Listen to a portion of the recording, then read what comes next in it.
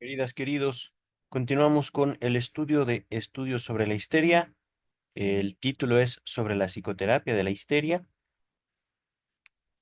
Capítulo número 2. No tiene título el capítulo. Ajá. Vamos simplemente a continuar. Dice el doctor Sigmund Freud. Dijimos antes que en nuestras tentativas de aplicar en amplia escala el método de Breuer, tropezamos con la dificultad de que gran número de enfermos no resultaban hipnotizables, a pesar de haber sido diagnosticada de histeria su dolencia, y ser favorables todos los indicios a la existencia del mecanismo psíquico por nosotros descrito. El histérico padece principalmente de reminiscencias y esto lo vimos en la comunicación preliminar de estudios sobre la histeria, es decir, como los capítulos introductorios, los neuróticos tienen problemas no de memoria, no que se le olviden las cosas, sino con su memoria. Luchan contra su propio ser. Ajá. Luchan contra su propio pasado. No solo les duele, sino que se empeñan en hacer algo en contra de su pasado. Ajá. Vamos a continuar. Siéndonos precisa la hipnosis para lograr la ampliación de la memoria, con objeto de hallar los recuerdos patógenos o que dan origen a los síntomas, no existentes en la conciencia ordinaria. Teníamos pues que renunciar a estos enfermos o intentar conseguir tal ampliación por otros caminos. La razón de que unos sujetos fueran hipnotizables y otros no me era tan desconocida como en general a todo el mundo. Y de este modo no me era factible o posible, viable, emprender un camino causal para salvar esta dificultad. Observé únicamente que en algunos enfermos era aún más considerable el obstáculo, es decir, esta situación con su memoria. No es solo que les doliera recordar, no podían. Por más que quisieran ellos, no podían. Ajá. Pues se negaban incluso a la sola tentativa de hipnotizarlos. Imagínense eso. Y ahora comparemos la hipnosis con un tratamiento químico y médico, ajá, es decir, una medicina, un medicamento. Aquí, en esta pastilla, está la solución a todos sus problemas, dice el paciente. Bueno, entonces no la quiero. ¿Por qué? Porque me raspa la garganta. ¿Por qué? Porque no me gusta pasar cosas. ¿Por qué? Porque su sabor es desagradable. ¿Por qué? Por X, Y, Z al infinito. Ajá. Se me ocurrió entonces que ambos casos podrían ser idénticos, significando ambos una voluntad contraria a la hipnosis. Así, no serían hipnotizables aquellos sujetos que abrigaran recelos contra la hipnosis, se negasen o no abiertamente a toda tentativa de este orden. Pero en la hora presente no sé aún si debo o no sostener esta hipótesis. Tratábase de eludir la hipnosis. Tratábase, pues, de eludir la hipnosis y descubrir, sin embargo, recuerdos patógenos. He aquí cómo llegué a este obstáculo. Cuando, al acudir a mí por primera vez los pacientes, les preguntaba si recordaban el motivo inicial del síntoma correspondiente. Alegaban unos ignorarlo por completo. Comunicaban otros algo que les parecía un oscuro recuerdo, imposible de precisar o desarrollar. Es decir, eh, les pediría, por ejemplo, a ustedes recuerden qué desayunaron. Y no solo eso, recuerden qué les evocó ese desayuno, ese sabor, fue dulce, fue salado. No, no hay detalles, simplemente algo, X, no sé más. Oiga, pero es usted, es su vida, es su padecimiento. Supongamos. Y esto es, digamos, también aplicable no tanto al tratamiento psicológico de las enfermedades comunes, pienso en una gripe, en una diarrea, en algo que nos puede dar a cualquiera. Ajá.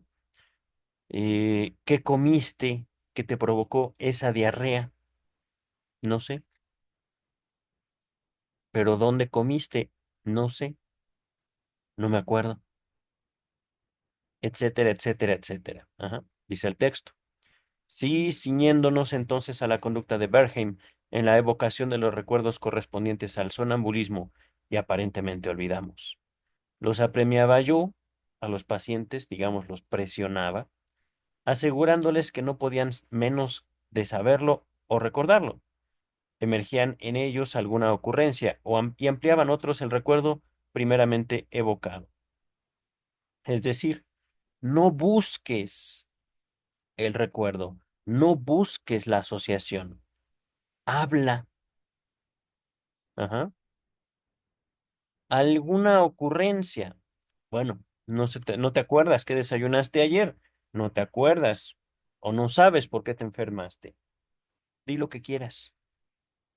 ¿Ya te enojaste conmigo? No, simplemente habla, habla, se trata de eh, que tú dejes de luchar contra eso que viviste, eso que te afecta.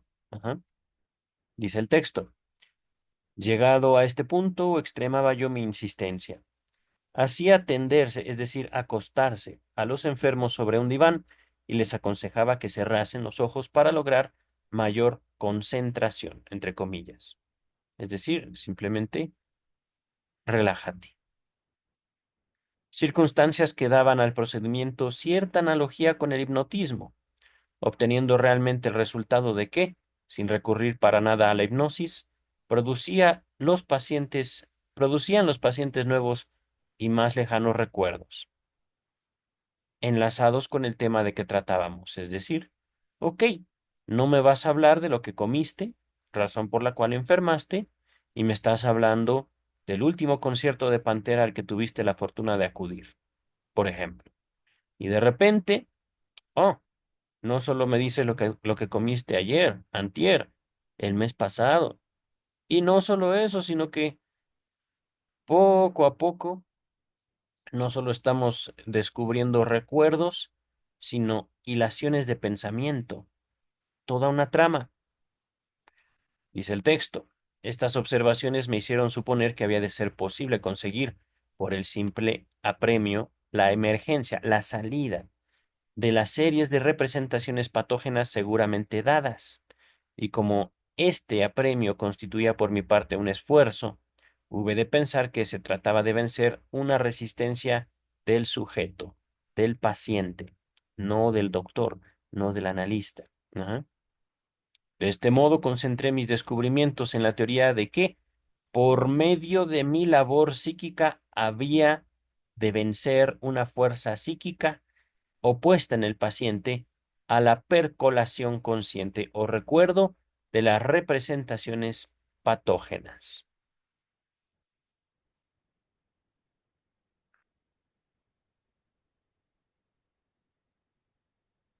Mi labor psíquica. Interesante propuesta, querido doctor Freud. Eh,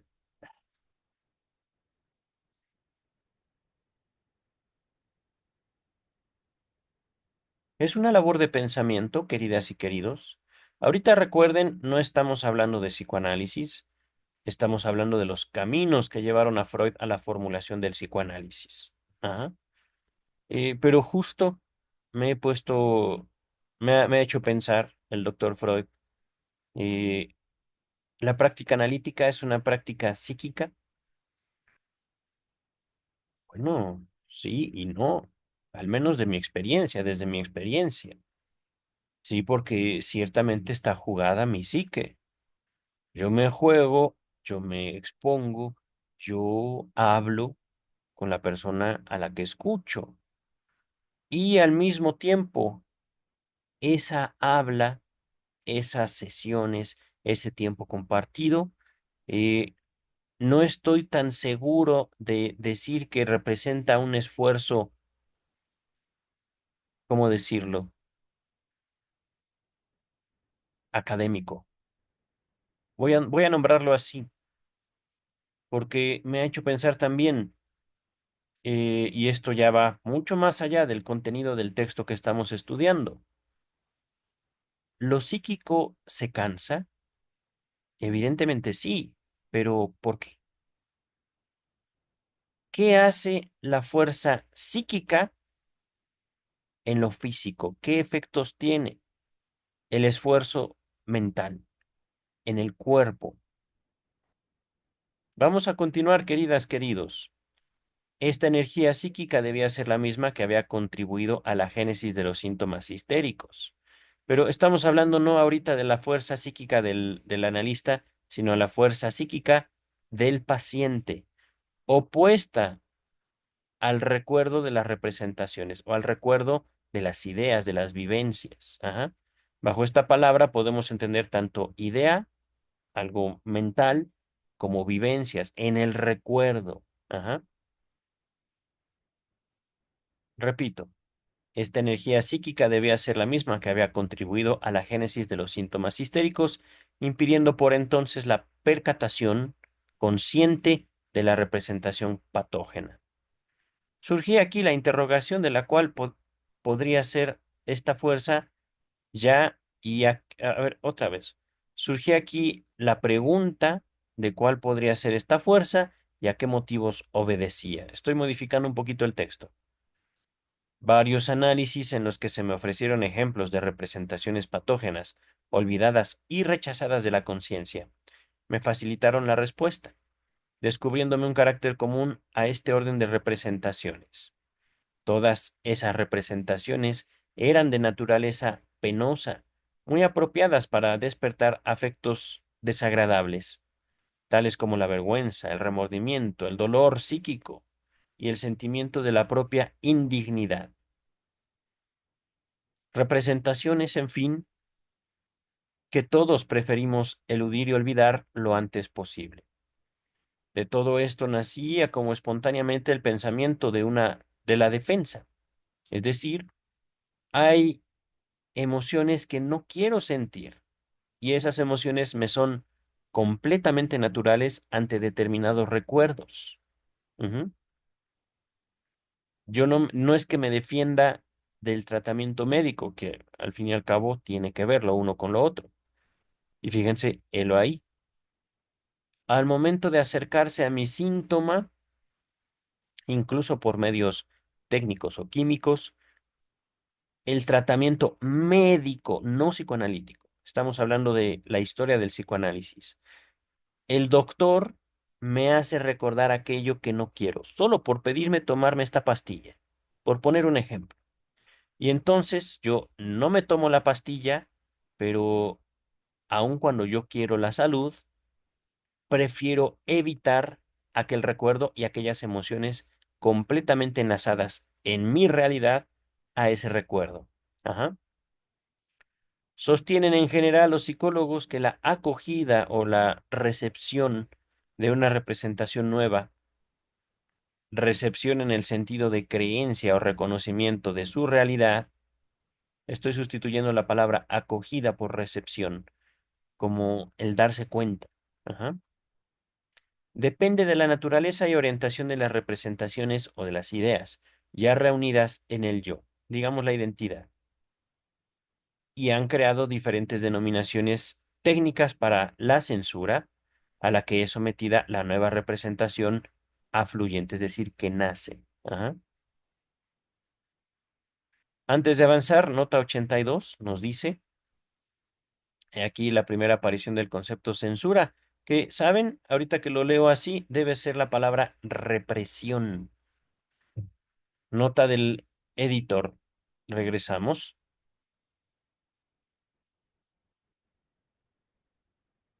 En nuestros casos, ha afluido al yo del enfermo, o podemos decir, el yo del enfermo se encuentra frente a una representación que se demostró intolerable. Despertó en él una energía de repulsión encaminada a su defensa, es decir, el yo se defiende de sí mismo contra dicha representación. ¿Por qué digo de sí mismo? ¿Quién da origen a las representaciones, queridas y queridos? Podemos decir el individuo. Y en estos momentos, como tal, este yo no es un yo inconsciente como después lo sería. Ajá. Podemos asociar este yo con el sujeto psíquico en general, la identidad o la persona. Ajá. Pero justamente estamos hablando de, podemos decirlo, la representación como los elementos que conforman la memoria. Ujú. Y al mismo tiempo, no podemos separar la memoria del sujeto humano. Ajá. Esta defensa consiguió su propósito y la representación quedó expulsada de la conciencia y de la memoria sin que pareciera posible hallar su huella psíquica. Pero no podía menos que dejar, menos que, no podía menos de existir tal huella. ¿Qué? A ver, ¿cómo? Me parece que está mal redactado. Mm, Esto es completamente comprensible. La idea queda fuera de la conciencia y de la memoria. No la recordamos, la idea, la representación. Pero, ya entendí, el hecho de que no lo recordemos no quiere decir que no exista.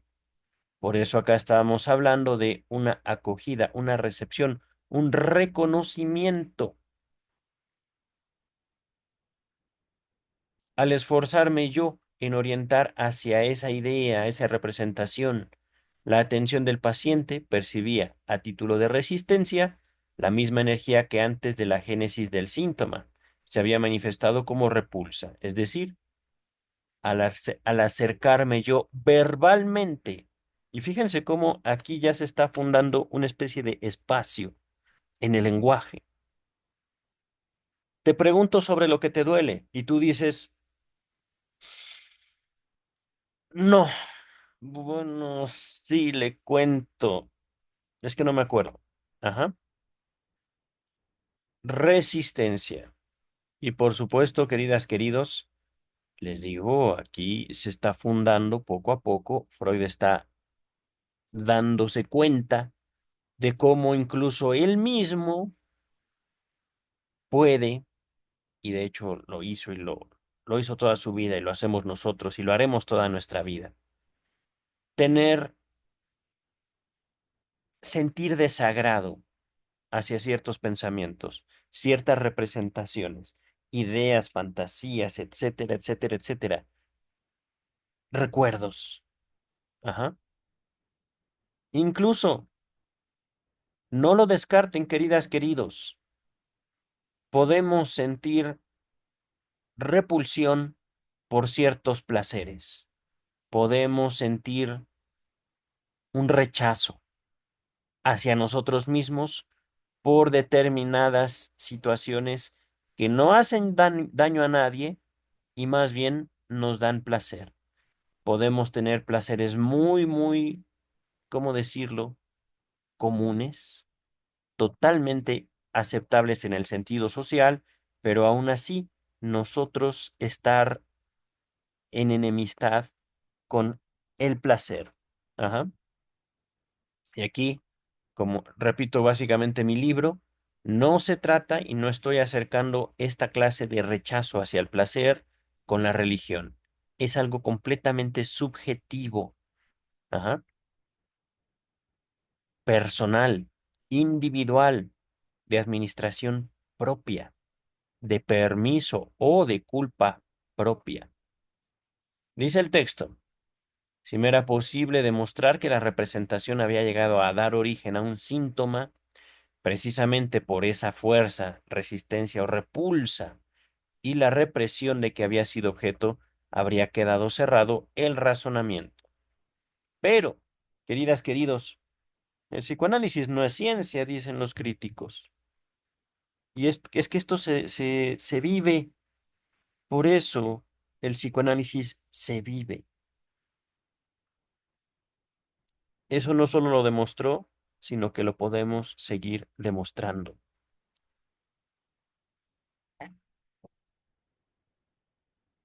¿Hace cuánto eh, que no hablan ustedes con alguien capaz de soportar la escucha y alguien capaz de identificar y encontrar justamente esa repulsa y sostenerse, porque ustedes creen, queridas, queridos, ahí está el precio del psicoanalista. Nos acercamos, digámoslo así, a lo feo que puede concebir una persona. Nos acercamos a el dolor, sí es cierto, para, digámoslo, para sanar, o voy a usar esa comparación con la medicina, para sanar una herida, a veces hay que generar dolor, y el dolor no es el objetivo. El dolor es, digamos, pues parte de la naturaleza humana, parte de la naturaleza biológica. No es que debamos cancelar ni procurar el dolor. Ahí está. Ajá. Y justamente al evitarnos sentir un dolor anímico, emocional, nosotros mismos nos estamos coartando, nos estamos dividiendo, nos estamos separando de lo que somos. Pero he ahí, digamos, también lo hermoso y la naturaleza misma del psicoanálisis. Podemos decir, no, no, no hay que separarnos, hay que unirnos. Somos uno. Yo soy yo para mí. Pero, al mismo tiempo, aun cuando yo logre identificar y reunir mis elementos, mis deseos, mis representaciones, mi inconsciente, tarde o temprano, la misma naturaleza psíquica me divide. ¿Por qué? Porque sigo vivo, queridas y queridos. Y no, esa forma, digamos, de adaptación, esa naturaleza psíquica, digamos, tendiente a la entropía, con una tendencia a la entropía, a lo frío, a la separación, es lo que nos ha permitido llegar como humanidad hasta donde estamos. Por eso, queridas, queridos, les repito, mi línea de investigación es y será psicoanálisis del Estado. Continúa el texto. Si me era posible demostrar que la representación había llegado a ser patógena, dar a luz a un síntoma, precisamente por la repulsa y la represión de que había sido objeto, habría quedado cerrado el razonamiento. En varias de las epicrisis de los historiales clínicos que preceden y en un breve trabajo sobre las neurosis de defensa, he intentado exponer las hipótesis psicológicas, con cuyo auxilio podemos explicar estos extremos. Permítame un segundito. Es que esto es algo que había estado buscando y aquí está. Ahorita están ustedes en mi... Aquí está. Pichín, pichín. Es estudio sobre la histeria, sobre la psicoterapia de la histeria. Capítulo 2. Ahora sí. Nota esto lo repito. En varias epicrisis de los historiales clínicos que preceden, que ya expusimos, que les dejo una descripción,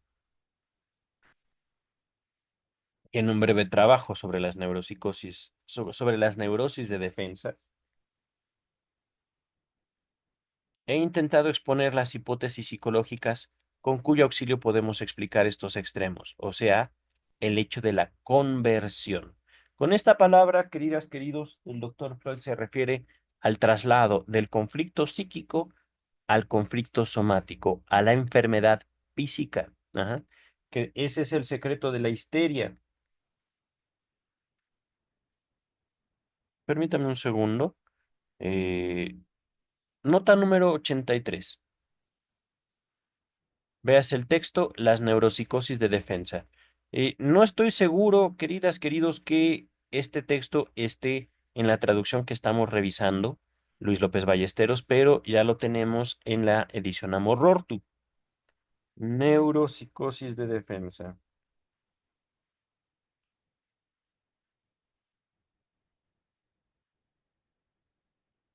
Ahí está. Regresamos al texto. Aquí nos habíamos quedado. Dice el texto. Así pues, una fuerza psíquica, la repugnancia del yo, y es una fuerza psíquica ¿de quién? Del paciente, de quien reprime. Y justamente uno no puede ser psicoanalista si no da cuenta de esta clase de fenómenos en uno mismo. Es decir, para podernos aproximar al psicoanálisis, debemos reconocer que somos capaces de influir en nuestros propios pensamientos. Dice el texto, una fuerza psíquica, la repugnancia del yo, excluyó primitivamente, es decir, de forma temprana, de la asociación a la representación patógena y se opuso a su retorno a la memoria. La ignorancia del histérico depende, por tanto, de una volición más o menos consciente, volición, voluntad, de un deseo más o menos consciente, y el cometido del terapeuta consiste en vencer por medio de una labor psíquica, pero esto sigue como en algo, un terreno oscuro, vencer por medio de una labor psíquica esta resistencia a la asociación. En fin, se consigue en primer lugar por el apremio, es decir, como la necesidad, o sea, por el empleo de una coerción psíquica, de una fuerza, que oriente la atención del enfermo hacia las huellas de las representaciones buscadas. Pero no basta con esto. La labor, la labor del terapeuta toma en el análisis, como luego demostraré, otras distintas reformas y llama en su auxilio a otras fuerzas psíquicas. Un segundo.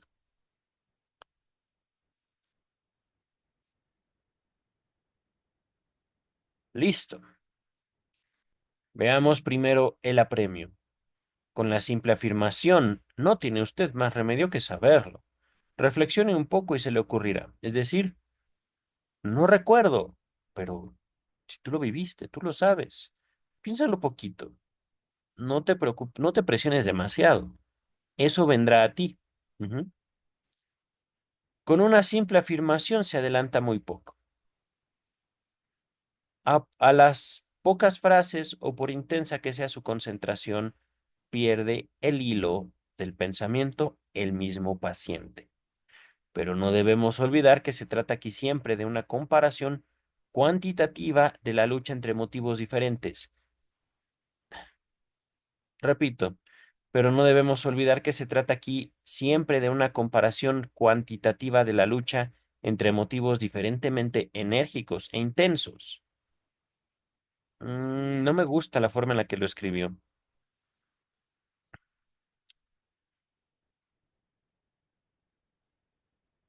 Podríamos entenderlo. La atención tiene sus límites. Cuando lo que queremos saber es muy intenso, no importa el esfuerzo y el tiempo que le dediquemos. Ajá, todo a su tiempo. Y justamente, digamos, invitar a la atención a vagar es una forma de ayudarla. Voy a ponerlo así. El apremio ejercido por el médico no integra energía suficiente para vencer la resistencia a la asociación en una histeria grave. Hemos tenido, pues, que buscar otros medios más eficaces. Mm, mm, Un segundito. Ahí está. En primer lugar, nos servimos de un pequeño artificio técnico. Comunicamos al enfermo que vamos a ejercer una ligera presión sobre su frente. Le aseguramos que durante ella, ante su visión interior, una imagen, repito, le aseguramos que ante la presión ante la frente, le aseguramos que cuando le hagamos presión en la frente, surgirá ante su visión interior una imagen o en su pensamiento una ocurrencia. Y le prometemos a darnos cuenta de ellas y le comprometemos a darnos cuenta de ellas, es decir, a contarnos cuál sea la imagen o cuál sea la ocurrencia. Disculpen, eh, me está aquí estorbando mi propio inconsciente, ciertamente. No lo puedo negar. No debería detenerlas. No deberá detener esas ocurrencias, pensando que no tienen relación con lo buscado o serles desagradable, o por serles desagradable, tendrá que comunicarlas. Ajá. Si nos obedece y deja al lado toda crítica y toda retención, hallaremos infaliblemente lo buscado. Dicho esto, aplicamos la mano a la frente del enfermo durante un par de segundos. Retirándola luego, le preguntamos con entonación serena, como si estuviéramos seguros del resultado. ¿Qué ha visto usted? ¿Qué se le ha ocurrido? Este procedimiento me ha descubierto muchas veces, conduciéndome siempre al fin deseado. Antes de seguir, queridas, queridos, sugestión, es decir, habla. Si no puedes decir lo que sea, voy a hacer un ejercicio contigo. Esto me ha funcionado muchas veces. ¿Qué se te ocurre? Y hacen presión. ¿Qué se te ocurre? Va a venir a tu mente un recuerdo, una imagen, una ocurrencia, lo que sea. Y a partir de eso,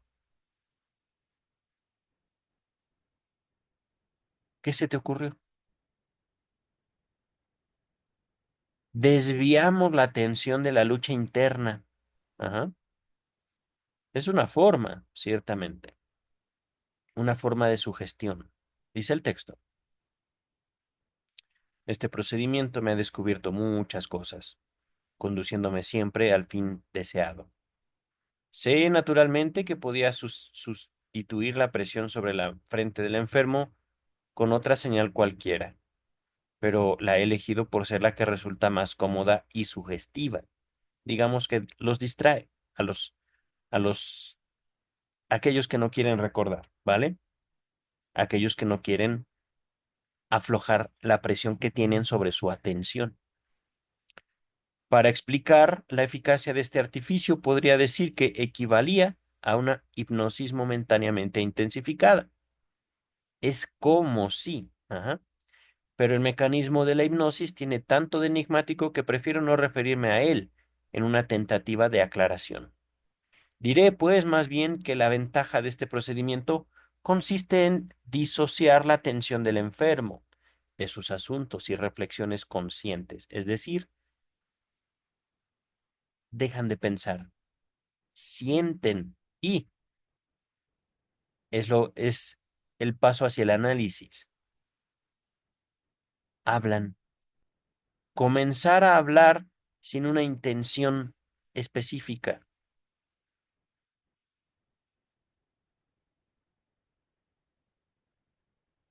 Y de repente, en ese mismo, digámoslo, monólogo, el, el que habla se va a detener.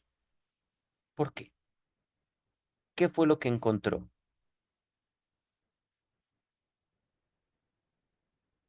Y en caso de que no se detenga, mucho mejor aún.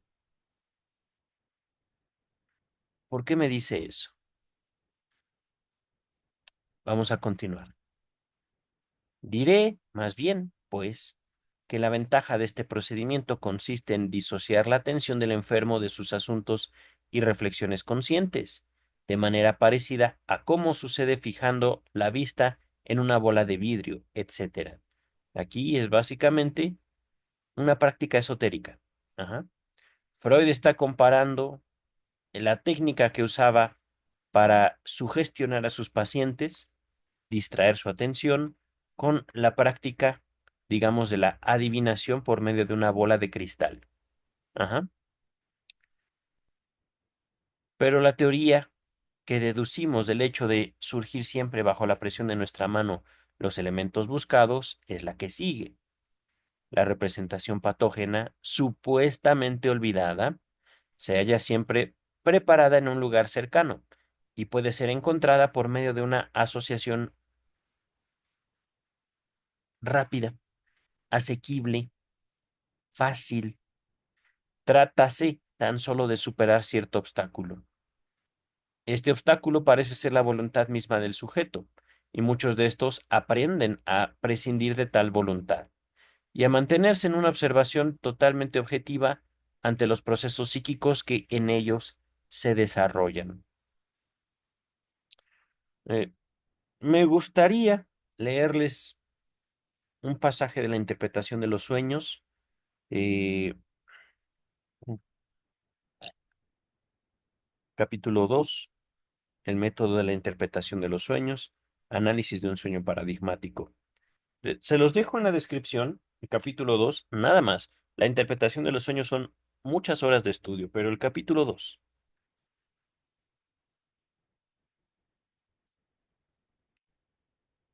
la diferencia entre el psicoanálisis y la meditación psicológica es justamente buscar permanecer lo más objetivo y al mismo tiempo lo más tranquilos hacia nosotros mismos. ¿Por qué lo que me angustia me angustia? ¿Por qué? Vamos a continuar. No es siempre un recuerdo olvidado, entre comillas, lo que surge bajo la presión de la mano. Los recuerdos realmente patógenos rara vez se encuentran tan próximos a la superficie. Lo que generalmente emerge es una representación que constituye un elemento intermedio entre aquella que tomamos como punto de partida, la que surgió ante la presión, y la patógena buscada, o es, a su vez, el punto inicial de una nueva serie de pensamientos y recuerdos, en cuyo otro extremo se encuentra la representación patológica o patógena, perdón.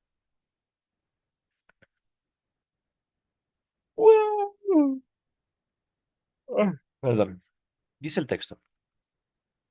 La presión no ha descubierto entonces la representación patógena, la cual, sin preparación previa y arrancada de su contexto, nos resultaría además incomprensible, pero nos ha demostrado el camino que a ella conduce, indicándonos el sentido en el que debemos continuar nuestra investigación.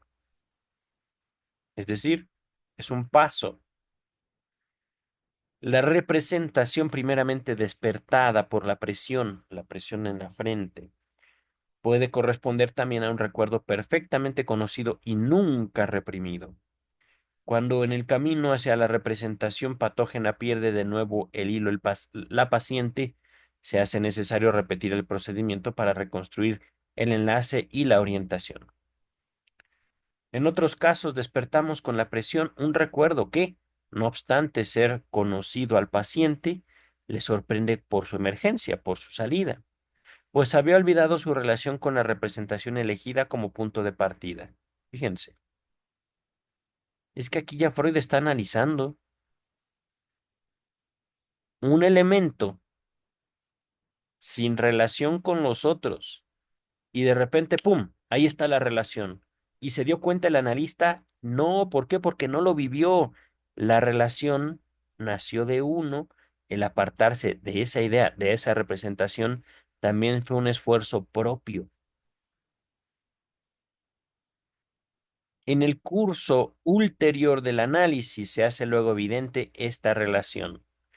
Todos estos resultados de nuestro procedimiento nos dan la falsa impresión de que existe una inteligencia superior, exterior a la conciencia del enfermo, que mantiene en orden, para determinados fines, un considerable material psíquico y ha hallado un ingenioso arreglo para su retorno a la conciencia. Pero a mi juicio, esta segunda inteligencia no es sino aparente, es decir, es el mismo sujeto, pero justamente es un sujeto escindido, dividido y al mismo tiempo que convive él con él mismo. ella con ella misma.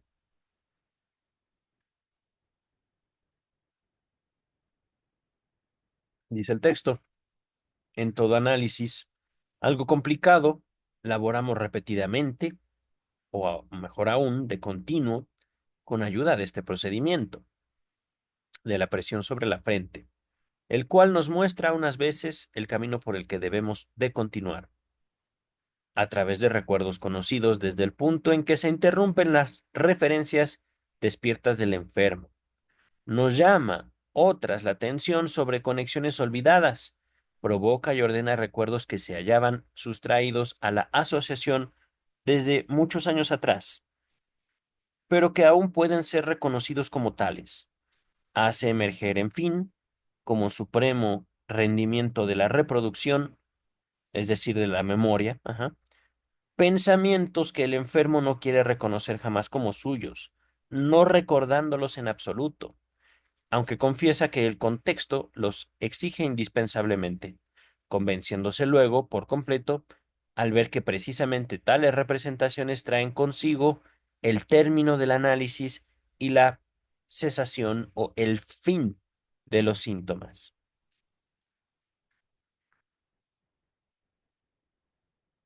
Expondré aquí algunos ejemplos de los excelentes resultados que de este procedimiento técnico. En una ocasión hube de someter a tratamiento a una muchacha afectada desde 6 años atrás de una insoportable tos nerviosa. ¡Wow! 6 años con una tos nerviosa, que tomaba nuevas fuerzas con ocasión de cada catarro vulgar. Es decir, me enfermo de gripe, me curo, pero queda en mí una tos y los médicos no son capaces de curarla. ¿Pero qué? Integraba esa tos nerviosa. Desde luego, fuertes motivos psíquicos. Ajá. Habiendo fracasado todos los remedios puestos en práctica con anterioridad, intenté la supresión del síntoma por medio del análisis psíquico. La sujeto no sabía, sino que su tos nerviosa comenzó cuando tenía 14 años, hasta sus 20 años, no puedo creerlo, y se hallaba viviendo con una tía suya. No recordaba haber experimentado por aquella época excitación psíquica ninguna, es decir, un trauma. Ajá. Ni creía que su enfermedad tuviera un motivo de ese orden o de este orden. Es decir, no, no, no, es un problema físico, médico, del cuerpo, no es psíquico. Bajo la presión de mi mano se acordó en primer lugar de un gran perro. Luego reconoció esta imagen en la memoria, era el perro de su tía, que le tomó mucho afecto y la acompañaba a todas partes. Inmediatamente y sin auxilio o ayuda alguna, recordó que este perro enfermó y murió. Que entre ella y otros niños le hicieron un entierro solemne y que al volver de este entierro fue cuando surgió por primera vez su tos. Fíjense, ahí podemos decir, bravo, encontró el recuerdo, pero no es eso, no es nada más eso.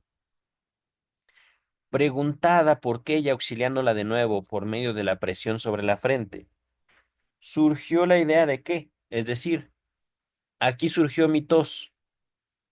¿Y por qué? Ahora estoy ya sola en el mundo. Nadie me quiere. Este animal era mi único amigo y lo he perdido. Luego prosiguió su relato. Imagínense eso. ¿Han sentido esa pérdida? Mi perrito vive todavía. Ahorita no lo he puesto en pantalla porque estoy grabando en lugares diferentes de donde me he encontrado a lo largo de la historia de este canal. Pero él está bien. Pero aún así, perder un animalito, un amigo, alguien que sabe querer, me refiero a los animales, un perrito, un animalito que sabe querer, es alguien que deja huella en el corazón. Dice el texto. Luego prosiguió su relato. La tos desapareció al dejar yo de vivir con mi tía, pero me volvió año y medio después. ¿Por qué causa? Preguntó Freud. No lo sé, dice la paciente. Volví a poner mi mano sobre su frente. Yep. Básicamente está como exorcizándola.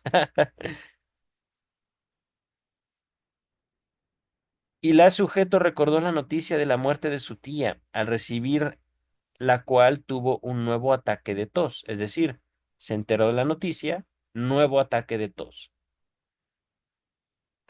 Luego emergieron pensamientos parecidos a los anteriores.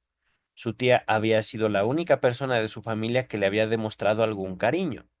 Así pues, la representación patógena que daba origen a los síntomas, en este caso a la tos, tos nerviosa, era la que nadie la quería. Era la que, era la de que la representación patógena era la de que nadie la quería, prefiriendo todo siempre a los demás y siendo ella en realidad indigna de cariño. Pero además, la idea de cariño se adhería, se pegaba, iba unida, algo contra cuya comunicación surgió una tenaz resistencia. El análisis quedó interrumpido antes de llegar a un completo esclarecimiento, es decir, cariño, ¿te tienen que querer? ¿Qué es querer? ¿Qué es eso? Y ahí vamos acercándonos poquito a poquito. Que de hecho, pues sí podemos decir que ya esto era psicoanálisis, aunque Freud no lo llamaba como tal y ciertamente en el psicoanálisis no les ponía la mano sobre la frente. Ajá. Permítame un segundo. Este texto eh, no hemos avanzado mucho. Estamos ahorita en la 271, si mal recuerdo, 266.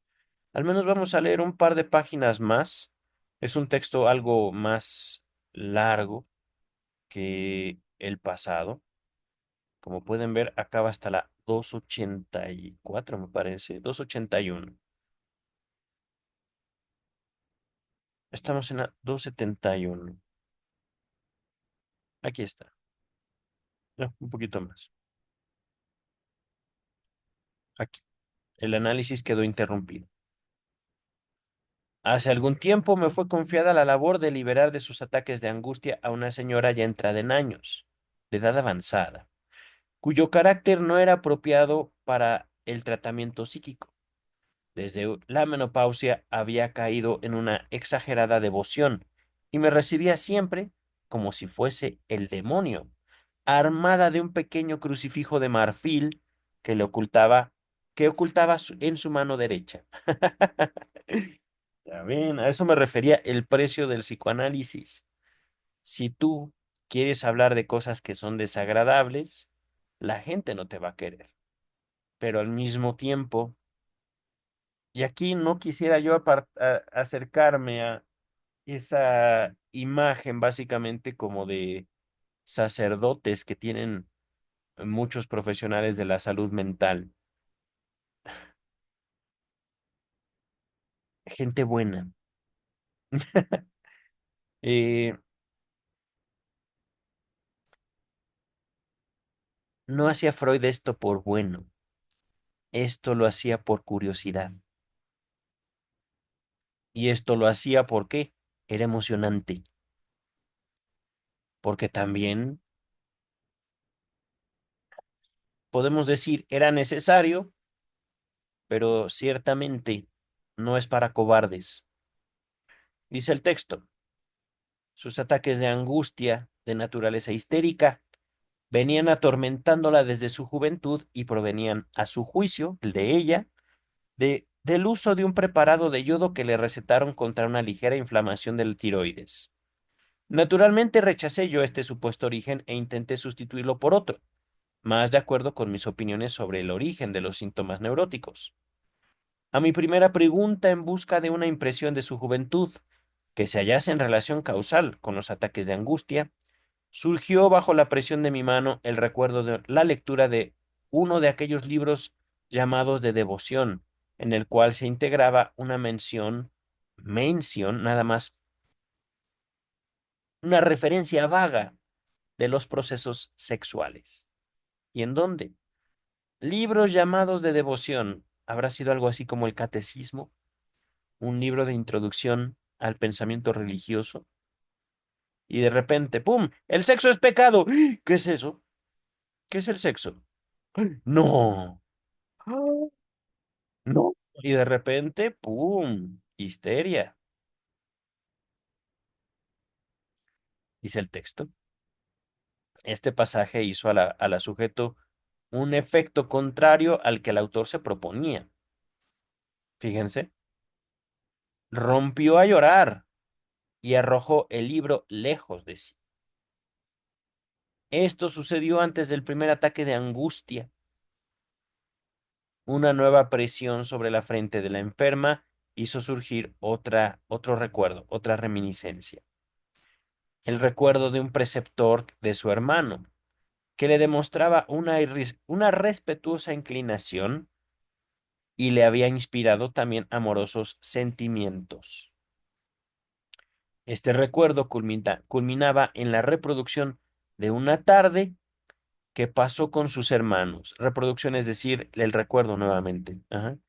La plática, la evocación a través de la palabra. Ujú.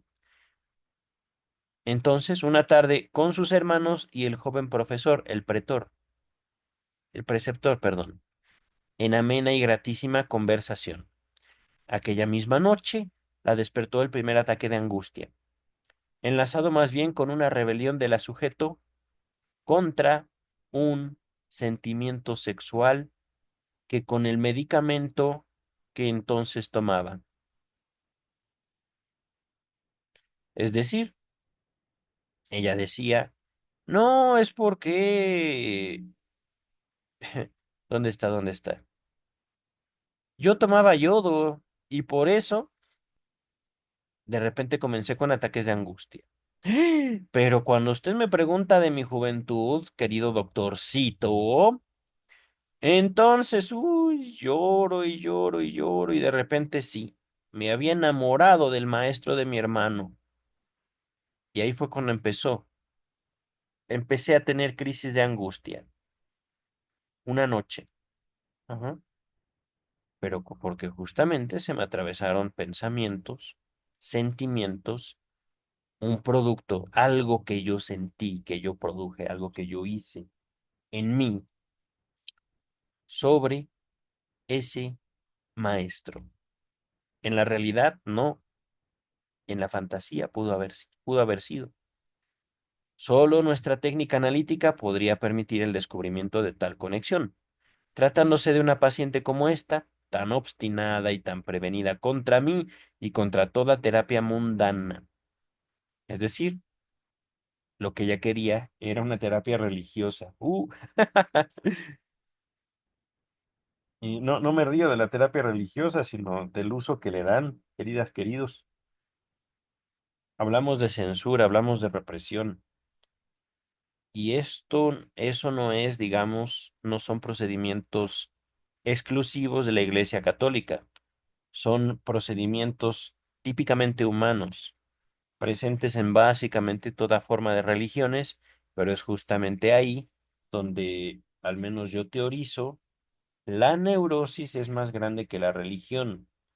No, Freud decía ya en Tótem y Tabú que hay sujetos que construyen su propia religión y que eh, la neurosis obsesiva era justamente como una religión.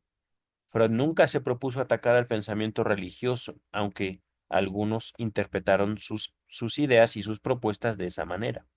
Y ciertamente, algo que también me asombró en mi estudio, aquí en YouTube, del texto Moisés y la relación, Moisés y la religión monoteísta, es el grado de profundidad en el análisis que tuvo Freud sobre el pensamiento judío. Era bárbaro este señor, este caballero. Vamos a avanzar, queridas, queridos. Yo creo que terminamos este otro caso y dejamos el resto del capítulo para otro video. Otra vez se trataba de una señora joven, muy feliz en su matrimonio, que ya en sus primeros años juveniles aparecía todas las mañanas tendida, sin movimiento en su cama. ¿Ah? Presa de un estado de estupor. rígida, con la boca abierta y la lengua de fuera. Ataques que habían comenzado a repetirse, aunque no con tanta intensidad, cuando acudió a mí. Estoy componiendo el texto, ¿vale? Porque a veces lo leo y digo, ¿qué? Dice el texto, no siéndome posible hipnotizarla con una profundidad deseable, emprendí el análisis en estado de concentración y al ejercer por primera vez la presión sobre su frente, le aseguré que iba a haber algo directamente relacionado con las causas de aquellos estados de su infancia. La sujeto se condujo tranquila y obedientemente, viendo de nuevo la casa en que viendo de nuevo la casa en que había transcurrido su niñez, su alcoba, su cuarto, su habitación, la situación de su cama, la figura de su abuela, que por entonces vivía con ellos, y la de una de sus institutrices, a la que había querido mucho. Luego le sucedieron varias pequeñas escenas sin importancia que se desarrollaron en aquellos lugares y entre aquellas personas, terminando la evocación con la despedida de la institutriz, que abandonó la casa para contraer matrimonio. Ninguna de estas reminiscencias parecía poderme ser de alguna utilidad, pues no me era posible relacionarlas con la etiología de los ataques, con la etiología ni la forma, ¿eh? El origen y forma. Y eso es curioso. eh, la forma tiene mucho que ver con el origen. Ajá. No son casuales, tienen una relación, digamos, de causa y efecto. Ujú. Sin embargo, integraban diversas circunstancias por las que revelaba pertenecer a la época en que dichos ataques comenzaron. Entonces, aquí Freud, sin encontrar la relación, continuó. Pero antes de poder reanudar el análisis en busca de más amplios datos, tuve ocasión de hablar con un colega, que había sido el médico de cabecera de los padres de la paciente, asistiéndola cuando comenzó a padecer los ataques referidos. Era entonces nuestra paciente todavía una niña, pero de robusto y adelantado desarrollo. Al visitarla, hubo de observar mi colega el exagerado cariño que demostraba a su institutriz y concibiendo una determinada sospecha, aconsejó a su abuela que vigilara las relaciones entre ambas. Al poco tiempo, le dio cuenta a la señora de que la institutriz acudía muchas noches, perdón, a la cama de su educada, de su alumna, la cual siempre que esto ocurría, aparecía a la mañana con el ataque. No dudaron, pues, en alejar sin ruido a la corruptora. A los niños e incluso a la madre se les hizo creer que la institutriz abandonaba la casa para contraer matrimonio. Fíjense, y estos datos no vinieron de la paciente, pero lo que Freud propone es que cuando esta paciente, siendo niña, él la conoce de adulto, ella también era adulta, pero ella le cuenta, en mi infancia yo comencé con esos ataques, y aún así, en su indagatoria, Freud no encuentra el origen, pero conociendo a un médico, otro colega, que había conocido a los papás y a esta paciente cuando era niña, el colega le cuenta, posiblemente fue víctima de un abuso sexual infantil, posiblemente. O eso es lo que yo sospeché y lo que la abuela más o menos confirmó y de todos modos la terminaron corriendo. No, podríamos decir la posible institutriz que abusaba sexualmente de la niña, que luego fue ya una paciente adulta de Freud, no tuvo consecuencias legales en el sentido de ir a la cárcel, pero sí la apartaron de la niña. Ajá. Cuando Freud concluye esto, la terapia consistió en comunicar a la paciente esta aclaración, cesando por lo pronto los ataques. Está hablando de una comunicación específica. Ajá. Y esto es importante y valioso también en el desarrollo del psicoanálisis. Nos vamos a enfrentar, queridas, queridos, practiquemos el psicoanálisis o no, con situaciones de índole sexual. ¿Por qué? Porque así somos los seres humanos. Hay, ¿cómo decirlo?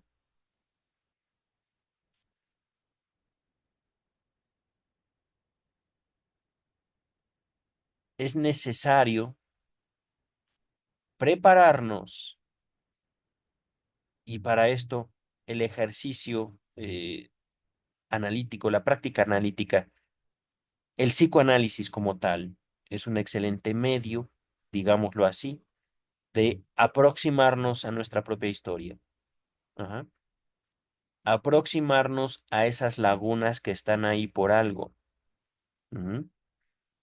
En mi propia experiencia, efectivamente, los abusos dejan consecuencias, pero también, ¿qué hubiera pasado en este caso si el doctor Freud no hubiera conocido a ese médico que conocía a los papás de la paciente? Sencillo, pudo haber construido una hipótesis.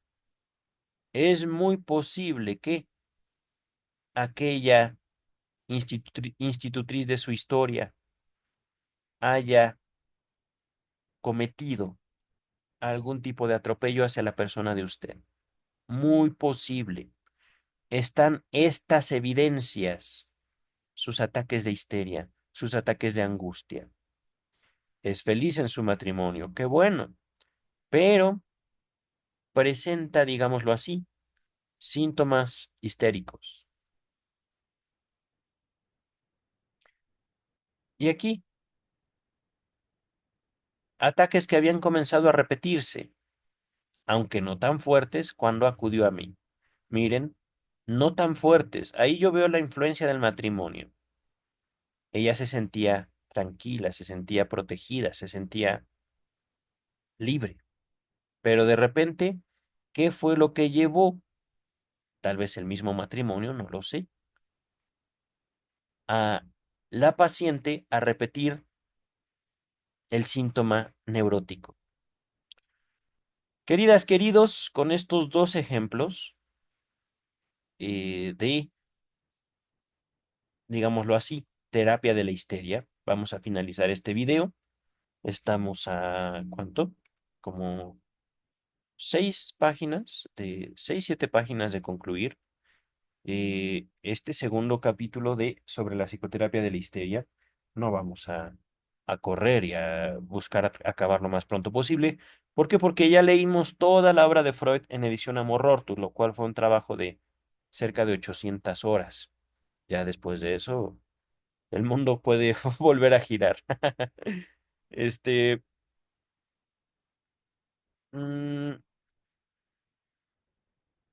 a manera de resumen, creo que es posible encontrar en estos recuentos eh, ciertamente la forma en la cual Freud llega a la lógica de lo inconsciente a partir de su trabajo con pacientes histéricos e histéricas. Ajá. Al momento solo se han citado dos casos, pero esto, estas pequeñas citas se hacen justamente minúsculas porque ya se estudiaron en este canal los historiales clínicos de estudios sobre la histeria. Ajá. Y también, al haber leído toda la edición Amor Rortu, tenemos no solo eh, todos los historiales clínicos, sino también el estudio de dichos historiales clínicos en este canal. Ajá. Les dejo la lista de reproducción, historiales clínicos, todos los historiales de estudios sobre la histeria y otra lista con todos los historiales clínicos vistos hasta hoy, que llegará a ser una lista de las dos traducciones de la obra completa de Sigmund Freud.